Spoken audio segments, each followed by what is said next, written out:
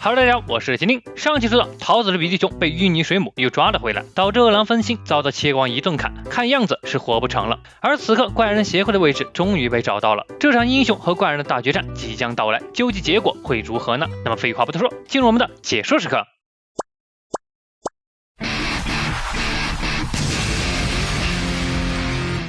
前阵子去到地面搞破坏的怪人们正聚在一起，讨论着自己是怎么战胜 A 级英雄的。他们发现，只要根据大钟眼指定的对手战斗，就很容易打败英雄。在属性克制方面，大钟眼安排得死死的，并且怪人们也都在进行战前特训。擅长肉体格斗的摔跤犀牛，抡着巨型的沙包，身体越来越强壮，完全不把人类放在眼里。凤凰男正思考着，大钟眼的话如果是真的，那么他或许也能成为怪人王。努 S 也在训着杂鱼兵，目标是一人杀一个，就算是一命换一命，也要干掉英雄们。瀑布下曾经拉拢过索尼克的忍村兄弟俩正在激情对练，他们的目标是打败 S 级第13位闪光的 Flash。在他们看来，闪光的 Flash 就是英雄协会里最强的英雄，其他的不管是机器人还是超能力者，在他们自认为绝对的速度下根本不值一提。漆黑的走廊里，一只被吸干了血的怪人尸体横在路中，仅仅是因为挡他路了。你们这些仿造怪人最好不要违抗真品，哼！包括那些自以为是的干部和自称首领的大蛇，我要让所有的伪造品最后都落得这个下场。不过，要在将英雄们送进地狱之后，我可是自古延续至今的高贵吸血鬼，是真正的怪人。刚想到这儿，身后传来了脚步声，一名穿着奇怪的长发男走了过来，一旁还跟着个不停在拍马屁的小弟，两人甚至看都没看他一眼。哼，我一定要让世人知道，我和他们的层次不同，我要站在最高处。苗苗大人，性感囚犯那个混蛋来了，就交给我们吧。看着这群穿着囚服的怪人如此说道，他很好奇，到时候让这些在同一个锅里的家伙们战斗，应该会相当精彩吧。好，如你们所愿。我就说是什么东西在刺激我，原来是人类的小孩嘛！分我一口吧，七个王。不行，这是我的东西，别这么小气嘛。小孩子不行的话，其他的也可以。我的胃已经快受不了了，要不要我把你尾巴砍下来塞你嘴里啊？一股鼻息从大使馆嘴里传出，似乎就要忍不住了。就在这时，姬晨祭舞出现在他身后。不好意思，能让我过去吗？话音刚落，大使馆一张巨口就扑了过去。姬晨回头一抓，一直看热闹的小怪被丢进了大使馆嘴里，一口咽了下去，他心满意足的离开了。你是祭舞对吧？那是什么东西？这是出于个人兴趣回收的，我想分解后详细调查一下。作为英雄发射友的比利熊一眼便看出来了，这竟然是金属骑士的头。说完话，姬晨便离开了。随后，七个王将比利熊带到了怪人协会的牢房，将他关了起来。而早先被抓来的浓眉干部的儿子也被关在这里。两个小屁孩同病相怜，很快便聊了起来。原来这个小孩名叫瓦岗马，身处这种地方似乎一点也不慌张，因为他知道他的爸爸一定会派人来救他的。突然，门外传来了淤泥水母的声音：“所有人都要死，英雄要死，你爸爸也要死。为了救你，所有人都会死。”哈哈哈！哼！你们这种货色，就金属球棒一个人就能干掉你们所有人，我可是近距离看过他有多强的。哈哈，是啊，金属球棒可真可怕。一旁的比利熊冷汗直流，因为在被抓进来前，他就看到了金属球棒被打倒的新闻，再加上刚刚金属骑士的头。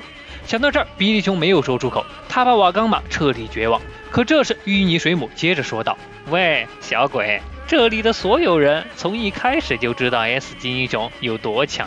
所以英雄们都会死，这里聚集了比 S 级英雄还要厉害的家伙，龙级的干部们，他们拥有着奇迹般的强大力量，简直就是神创造的艺术品，没有人能战胜他们，就算是 King 来了也会死。我怎么睡着了？好疼！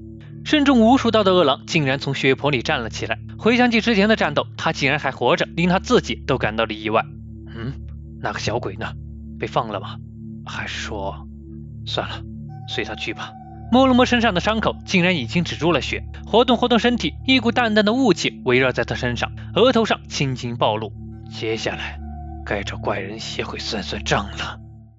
而此刻，英雄协会内，童弟正在和西装男讨论着，怪人基地的位置已经被找到，接下来就要开始营救计划了。此次行动并不是所有 S 级英雄都参与了，背心尊者、金属球棒伤病住院，驱动骑士失去踪迹，警犬侠和金属骑士拒绝参加，僵尸男倒是联系上了，但剩下的都没联系上。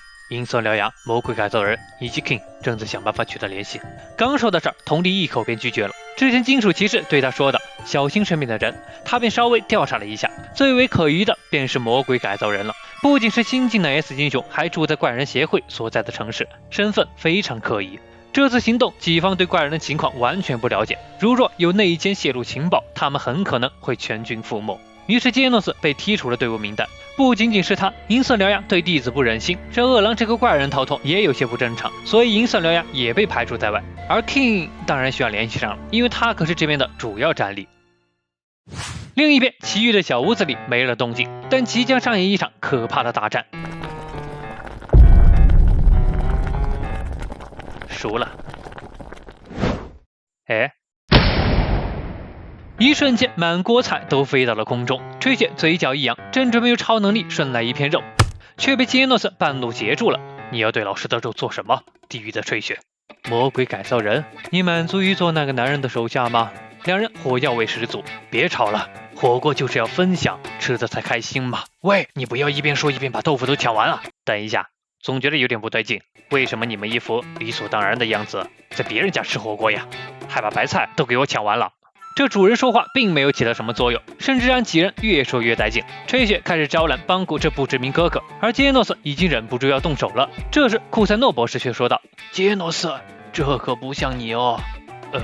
好的博士，不过好久没看到你新的一面了，忘记战斗，一边吃着火锅一边聊着真心话。杰诺斯，你结交了不少朋友啊。博士，这家伙不是我朋友。这样啊，厉害，他还是第一次否定我的话，又看到了他全新的一面。说了一堆有的没的，大伙终于坐下来好好吃起了火锅。邦古还借机向奇遇询问关于培养弟子的见解。喂，邦古，老师吃饭的时候别说这种可能会说很久的话题。喂，邦古的哥哥，把你的白菜让给老师。那个库塞诺，给我拿一下那边的茶。喂，不要这么不客气的命令博士。库塞诺大爷，你下次还能带点牛肉来吗？喂，不要厚着脸皮向博士啊！老师，我错了。这其乐融融的景象已经很久没出现在奇遇身边了，但当事人心里似乎并不是很乐意。哦，对了 ，King 跑哪去了？这时奇遇才发现早已经躺在地上的 King， 满脸的油渍和材料，隐约还能看到脚印子。喂，不会死了吧？饿狼一边已经在废墟城市里找到了怪人的洞穴，这下面连通的正是怪人协会。饿狼刚一踏进洞里就被大众眼感知到了，这里的每一条路都在他的感知中，判得出来来人是生物后，便下令让怪人们前去迎接，只要不是怪人，随你们处置。一夜过去了 ，Z 市如往常一样安静的可怕。喂，你要睡到什么时候？都早上了。King 终于从昏迷中醒了过来，得知自己在抢肉的时候晕了过去，并没有怎么在意，反倒向奇遇表示抱歉，住了一宿添麻烦了。正好奇遇有一堆垃圾需要扔到垃圾站去，于是便拜托了他。走在废墟城市，看着街道上空无一人， King 才意识到怪人也藏在这里，但好在大白天并没有被他碰上，安全的离开了废墟，扔掉垃圾，坐了个地铁，很快就到家了。但正好被英雄协会的人堵了个正着，看着满身体液和肉片的 King， 两人吓了一跳，不愧是 King， 肯定是大战了一整晚。于是 King 就这样被两人带去了英雄协会。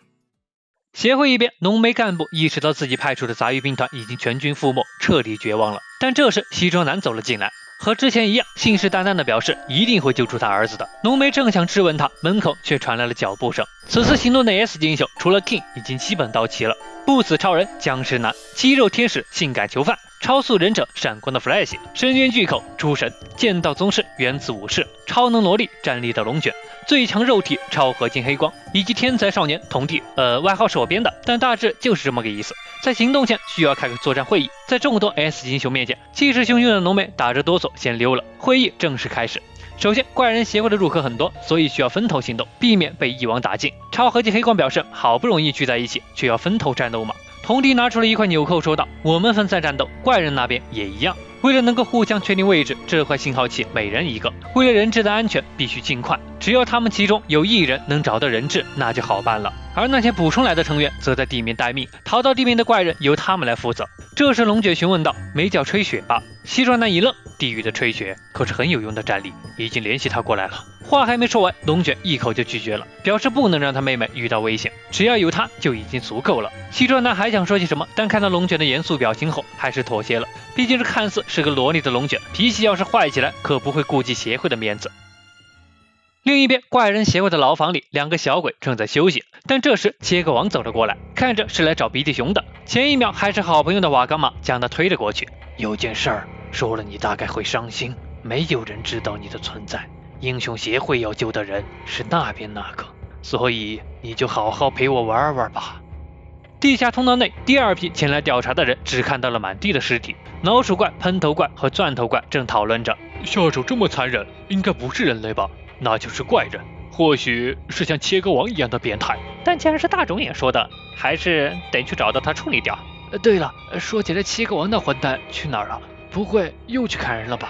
说的没错，切割王此刻正拿着刀划在比利熊脸上，自顾自地说道：“我只想解放想要切割的冲动，只有杀戮才是我存在的意义。先从舌头开始吧。”就在他正准备动手的时候，一道身影破墙而入，看起来来人，切割王一愣，竟然是你！随即一刀便砍了过去。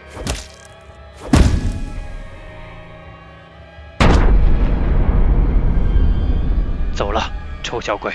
比利熊这才反应过来，大喊着叔叔，但转眼又被这一幕吓住了。只见满地都是切割王的躯体，切割王临死前刺中了饿狼的肚子，他撕下了地上的碎衣，简单做了包扎，这才看清切割王的绷带之下竟然全是恶心的头发。